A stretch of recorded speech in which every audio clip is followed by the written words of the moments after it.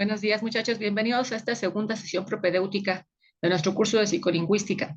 Bien, el día de hoy, antes de hacer el abordaje a propósito de lo que hemos comentado, adquisición y aprendizaje de las lenguas, vamos a hablar un poco de la relación que se mantiene a nivel individual entre el lenguaje y el pensamiento, y luego a nivel colectivo entre el lenguaje y la cultura. Un poco para vislumbrar a partir de allí cómo es que la lengua nos da esa cohesión, cómo es que nos da el desarrollo de un imaginario individual o personal y luego el desarrollo de un imaginario colectivo. Vamos a ver cómo va a estar definiendo entonces el pensamiento que tenemos, primero de manera individual y luego de manera grupal o de manera colectiva. Para ello vamos a hacer un recuento de temas que también se han visto con antelación de la lingüística básica, que en este caso se refieren concretamente a la relación que se establece entre lengua y lenguaje. Recordando entonces que en nuestro caso en español tenemos esos dos términos lexicalizados, lengua y lenguaje, ¿vale? Podemos mencionar que en el caso del inglés, pues se tiene a propósito también de esos conceptos. La definición de tongue y de language, ¿no? En relación con lengua y lenguaje. Pero tongue no solamente refiriendo como tal el órgano como parte de los elementos del aparato fonético al interior de tu boca, ¿no?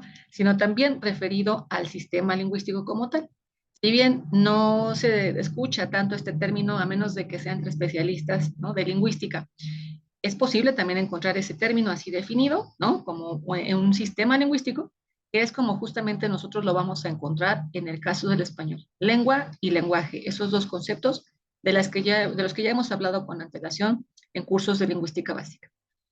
En el caso de la lengua, sabemos entonces definir que se trata de un sistema codificado que utiliza una comunidad hablante. Uh-huh.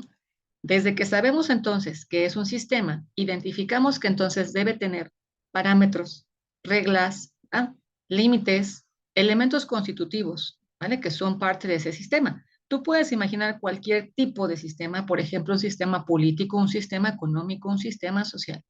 Y en todos los casos seguramente pensarás, coincidirás en la idea de que es algo que está regulado, reglamentado, delimitado, definido. En el caso de la lengua, bueno, pues esa delimitación está en función de un código, ¿vale? Ahí está, es un sistema codificado. Dado que se trata de un sistema que ya está regulado, que ya está reglamentado, entonces podemos imaginar desde ese momento que se trata de un producto netamente humano. Pero también, cuando hablamos de que está reglamentado en un código, con más razón, podemos entonces identificar que en efecto se trata de una tarea humana. De ahí vamos definiendo la tercera característica, después de la primera, que es un sistema, la segunda, que es un código, sería la tercera que corresponde a los hablantes, es decir, a los seres humanos. Recuerda que los seres humanos somos los únicos, la única especie animal que tiene esa posibilidad como tal de hablar. Si bien hay experimentos que se han desarrollado con otros animales, ¿sí? Para intentar comunicarse con ellos, ¿vale? Siempre es en función de una recodificación que se hace. Piensa, por ejemplo, cuando algunos simios, algunos primates, se les ha asignado algún sistema, algún dispositivo que lea la gestualidad, la corporalidad que ellos manifiestan para desarrollar un mensaje, para construir un mensaje. Bueno, en esos casos, siempre esto se transforma, ¿no? Se transforma en un código que es justamente el que nosotros reconocemos como palabras portadoras de un significado y creadoras de un mensaje. Realmente no es como que un mono o algún otro animal pueda como tal articular, pueda como tal hablar, sino que el ser humano interpreta esos movimientos, esa forma de comunicarse y lo convierte a su código, ¿sale? Hace una recodificación de ello para poder darle un sentido y un significado a lo que está observando en ese movimiento, en ese desplazamiento, en esa comunicación gestual corporal, no sé, que pueda establecer algún animal, ¿vale? Bien, ahora, el lenguaje hemos dicho que es un proceso bastante más amplio que eso, porque este sí puede corresponder a otros seres vivos que van más allá de la comunicación humana. Podemos pensar en la comunicación vegetal, ajá, incluso vegetal, la que establecen entre ellos mismos vía, por ejemplo, las raíces, ¿no? O que establecen entre ellos con ayuda de algún animal, por ejemplo, las abejas, cuando polinizan y demás. Podemos pensar también, es decir, aquí sería comunicación vegetal-animal. Podemos pensar también la comunicación que se establece entre diferentes tipos de animales, como la imagen que ves aquí de estos uricatos, ¿no? De los que se sabe que pues siempre están así reunidos con la intención de estar observando continuamente que no venga un predador o bien informarse para escapar o lo que corresponda. Los animales básicamente desarrollan esta comunicación por fines de reproducción o de subsistencia, ¿no? O sea que el estar cerca, como digo, de un predador, alguna cuestión semejante. En la reproducción seguramente has escuchado con antelación de aves que hacen cierto tipo de vuelo, de forma de mostrar su plumaje, ¿no? También en los animales marinos que hacen cierta forma de nado para cortejar a la potencial, digamos, pareja, ¿no? Para esa reproducción. Y también hemos conocido sistemas bastante más complejos, incluso lo estoy llamando un sistema, ¿no? Que son hasta con jerarquía, en fin, sobre todo en los insectos, ¿cierto? Las hormigas, las abejas, sabemos que tienen incluso una jerarquía y que hay formas muy específicas en las cuales ellos interactúan, pero como dije, sin perder de vista que su mayor interacción pues es con fines de reproducción y de subsistencia, ¿vale? En cambio, el ser humano necesita comunicarse para fines que van más allá de eso. Recuerda que Aristóteles le llama al ser humano el sum politikon, el animal político, ¿vale? Que requiere de esa interacción, entendemos que requiere de esa socialización, de esa interacción y de sistemas de habla y de articulación, de comunicación que son cada vez más complejos, ¿vale? Hemos platicado esto con antelación. El lenguaje entonces puede incluir a muchos más seres, la comunicación vegetal-vegetal, vegetal-animal, animal-animal, e incluso podríamos pensar quizás, dependiendo la codificación que se haga, animal-ser humano, ¿verdad? Porque en algunos casos hay animales que se han domesticado, como el perro, como el gato, y tú puedes vislumbrarlo en cualquier día con tu mascota, este proceso de comunicación que se tiene desde que él o ella identifica la denominación que tú le pones, el nombre que tú le pones, ¿sí? Este animalito tiene que distinguir, ¿vale? Que le estás llamando a él y pues lo correspondiente, si tendría que acercarse, si tendría que salir quizás de la habitación o algo así, con base en la indicación que tú le das. Son indicaciones básicas porque no tiene que ser un animal entrenado necesariamente, tal vez entender su nombre, tal vez entender algunas palabras como sí, no, ven, ¿vale? O sea que los animales realmente domesticados llegan a entender.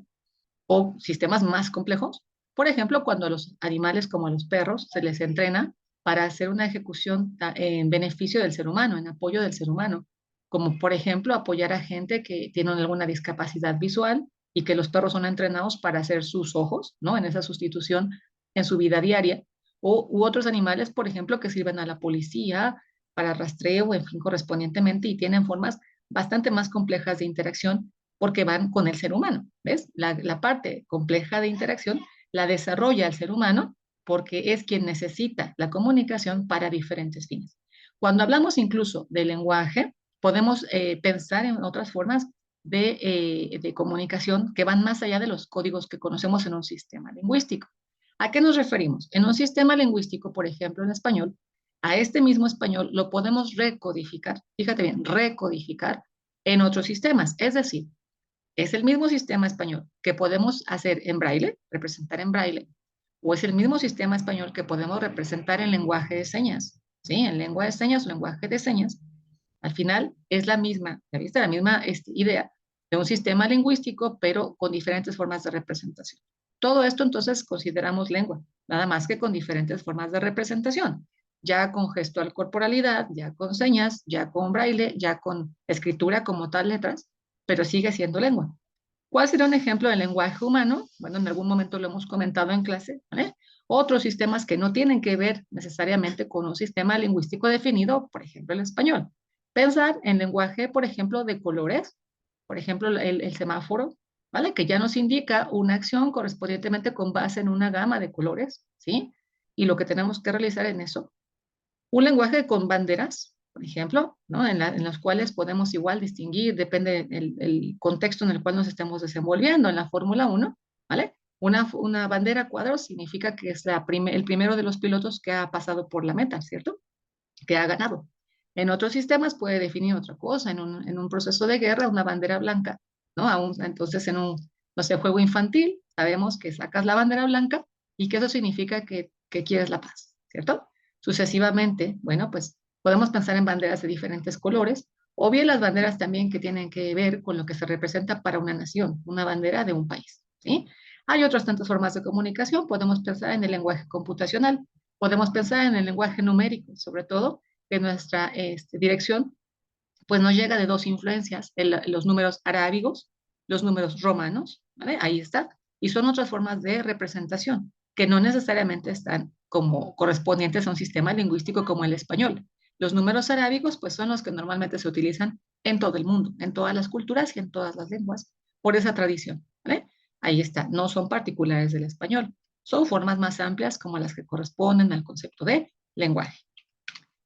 Muy bien, vamos entonces a lo que nos compete en esta clase, en esta sesión.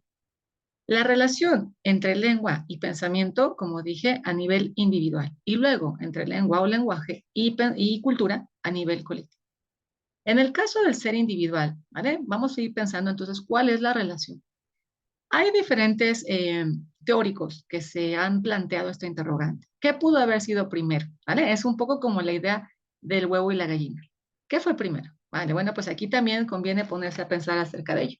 ¿Qué fue entonces primero? ¿El lenguaje, la lengua o el pensamiento? ¿Vale? ¿Por qué? Porque al final la lengua, fíjate bien lo que tenemos aquí, pues es un producto del pensamiento, es un resultado del pensamiento. A ver, pensemos en nuestro sistema lingüístico, el español o en el inglés, ¿vale? La lengua meta, en el inglés. Bien, tiene características que lo vuelven con cierta complejidad, ya hemos dicho eso. Por ejemplo, un léxico, es decir, un conjunto de palabras, ¿vale? Una semántica, es decir, un conjunto de significados, cada uno de ellos asociados a cada una de esas palabras, ¿sí? Va, en varios casos, muchos significados.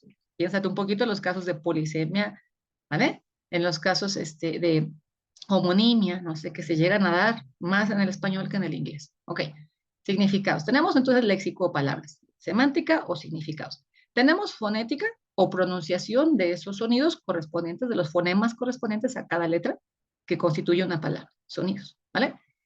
Tenemos una constitución, una conformación de una palabra con base en raíces de significado, con base en morfemas, ajá, es decir, hay una morfología, ¿no?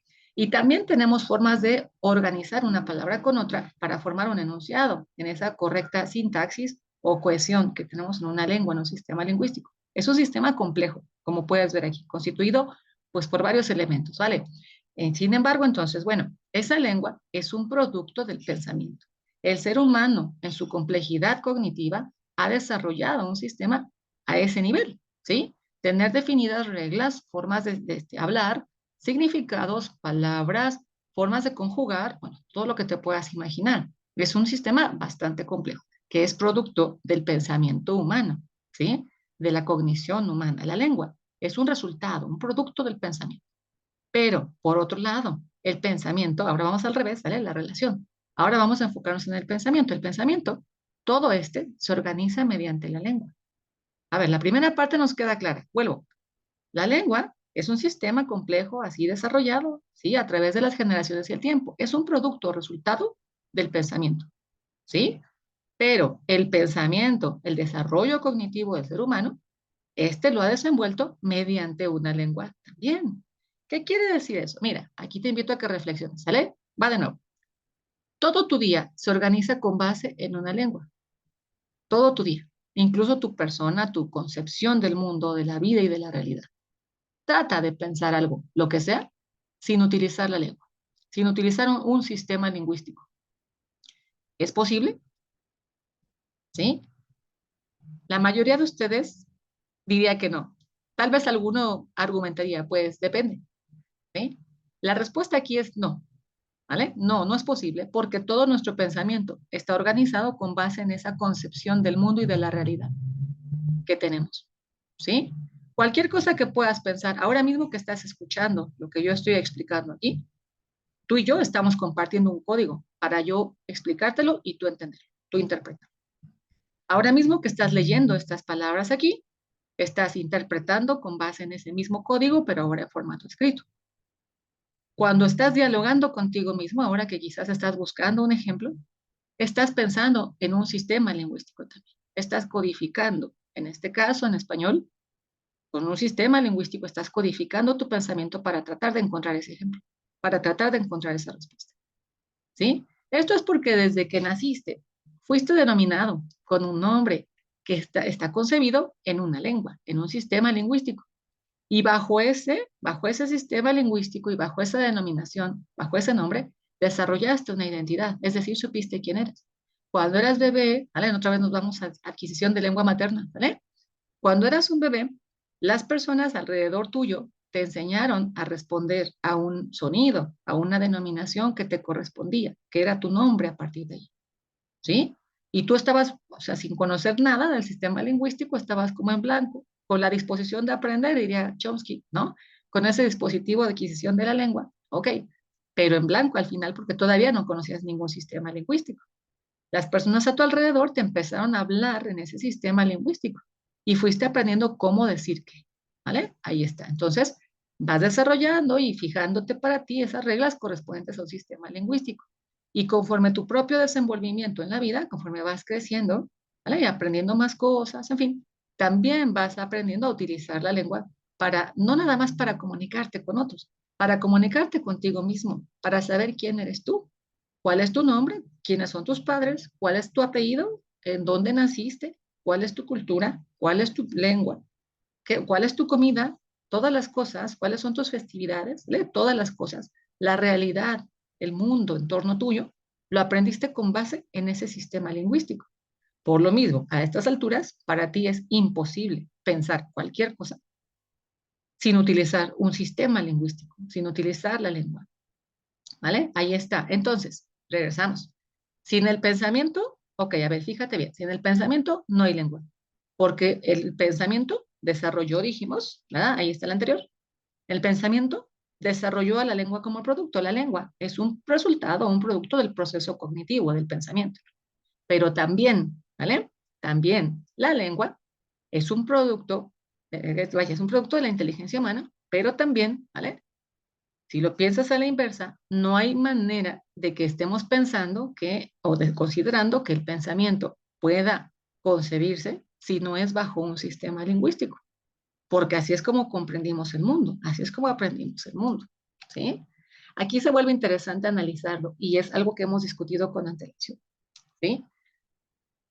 La diferencia, ¿no? De visión, y lo he comentado, entre un lingüista y un profesor de lenguas, un enseñante de lenguas, va un poquito en torno a ello, ¿sale? Y aunque trabajamos en conjunto aquí, nos queda un poco una visión un poco diferenciada a partir de eso, ¿sale? ¿A qué nos estamos refiriendo? Bueno, pues en el caso del aprendizaje de una lengua, ¿vale? Desde un punto de vista que va más allá de un enseñante de lenguas o diferente a un enseñante de lenguas, podemos pensar que todo se reduce, como alguna vez lo he comentado, a la memorización, ¿sí? Y yo sé que como enseñante de lenguas tienes en mente, como a ti también te han enseñado otros profesores de idioma, pedirle al estudiante que piense en ese sistema lingüístico que está estudiando, ¿sí? Estudias inglés, piensa en inglés, trata de pensar en inglés, fuérzate a pensar en inglés y todo lo demás, ¿no? Consume contenido en inglés, trata de ver películas, ver programas, escuchar noticias, dialogar con Alexa en inglés, ¿sí? Para que te acostumbres a ello. Claro, eso es algo bastante útil. Al final, sin embargo, yo te platico, te reduce a un proceso de memorización. El poder recordar, ¿vale? La capacidad de recuerdo, el poder recordar cómo se dice qué, ¿vale? ¿Cómo se dice este concepto que yo conozco en lengua nativa en español? Recordar, ¿cómo lo puedo decir en inglés? Recordar, ¿cómo se escribe una palabra en inglés? Lleva doble T, lleva doble S, es recordar, ¿vale? La ortografía, es decir, la escritura correcta, la escritura recta, ortografía, ¿vale? Acuérdate, recto. La escritura recta, correcta, de una palabra se reduce a mi capacidad de recuerdo, de saber cómo van las letras, de saber cuál de ellas va primero, cuál después, de saber cuál otra me falta, de saber cuál se pone doble.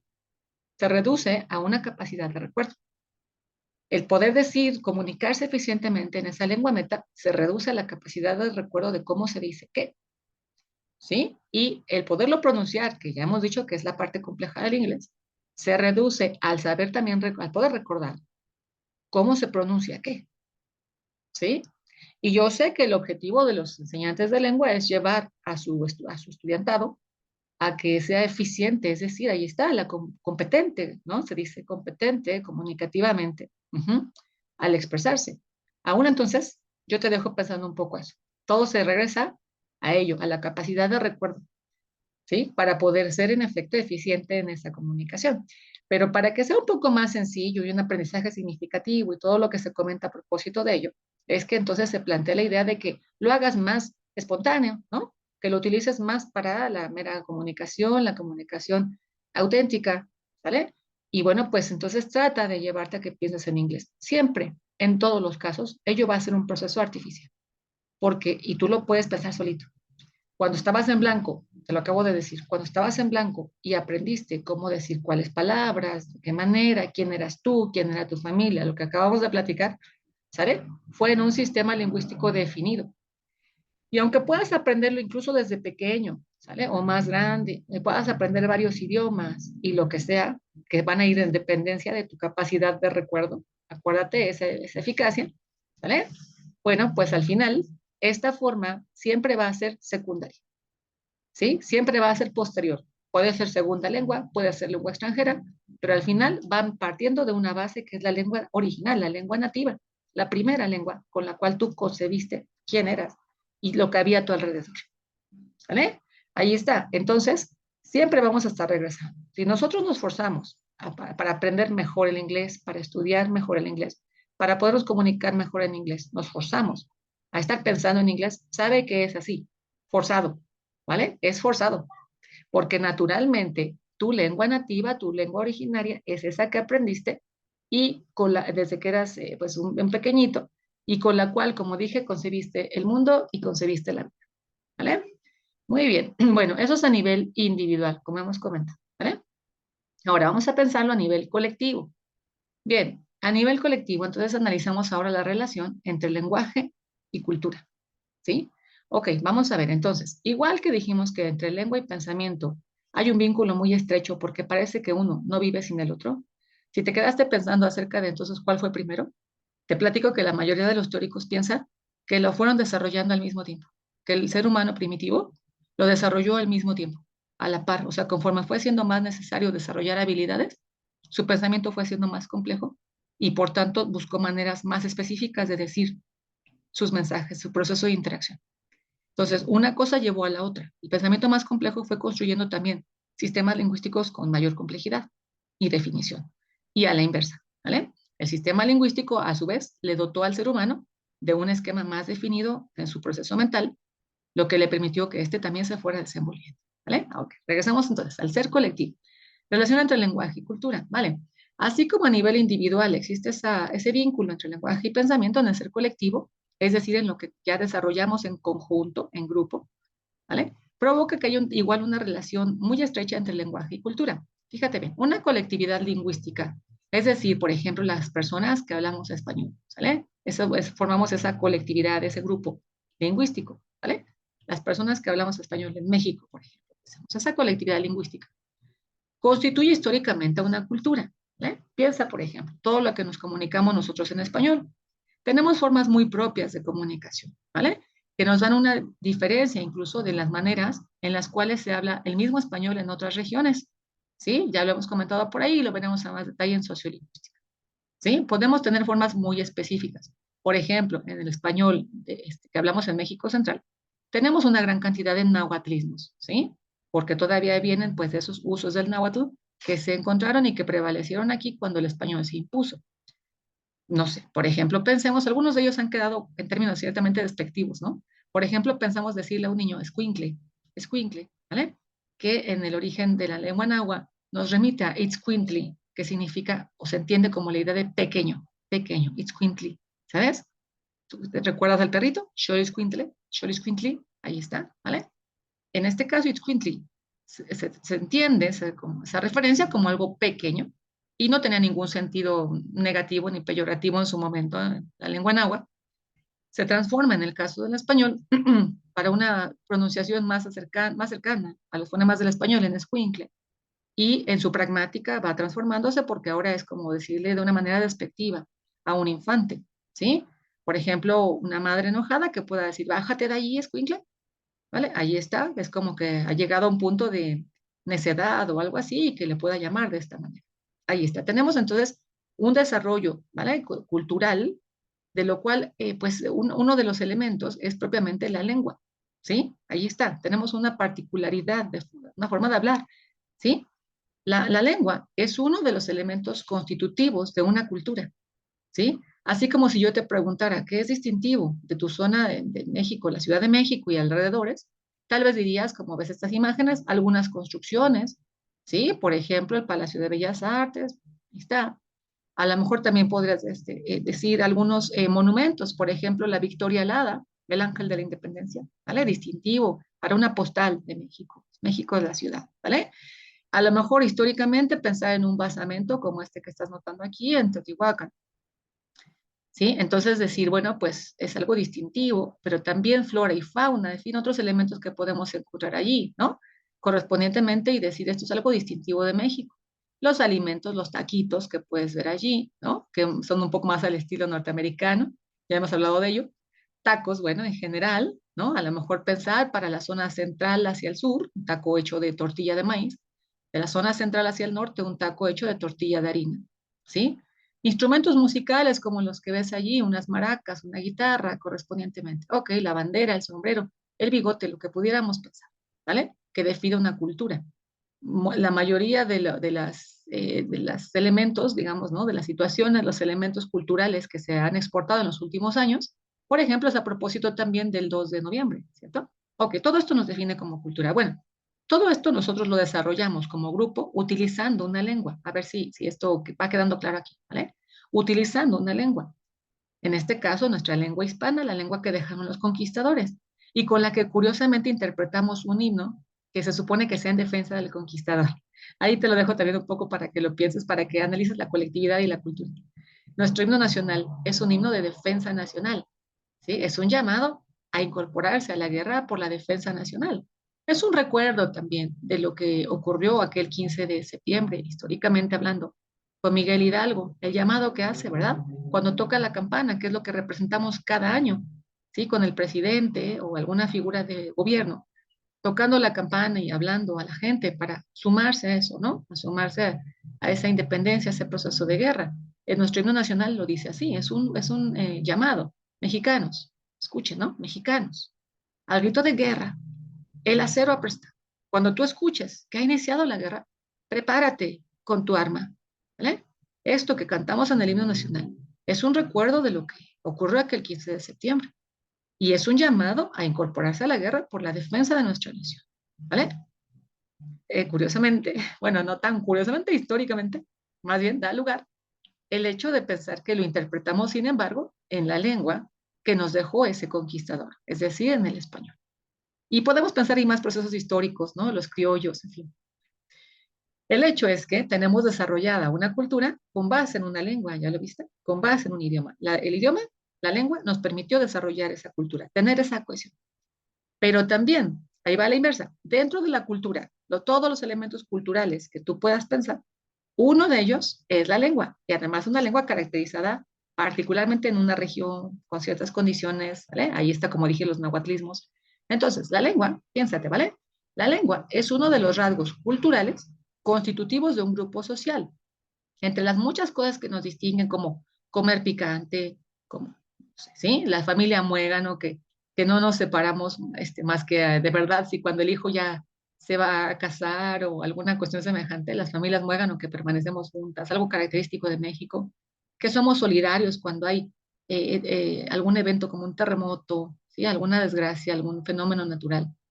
Son cosas que nos definen. Bien, entre esas cosas que nos definen, como lo que dije, como por ejemplo el 2 de noviembre, poner la ofrenda, la lengua es uno de los elementos más de toda esa cultura que tenemos, o es un elemento más. Pero también, ¿vale? Ahí está, la cultura se mantiene por medio de esa lengua compartida. O sea que sin lengua no se habría desarrollado esa cultura, ¿sí?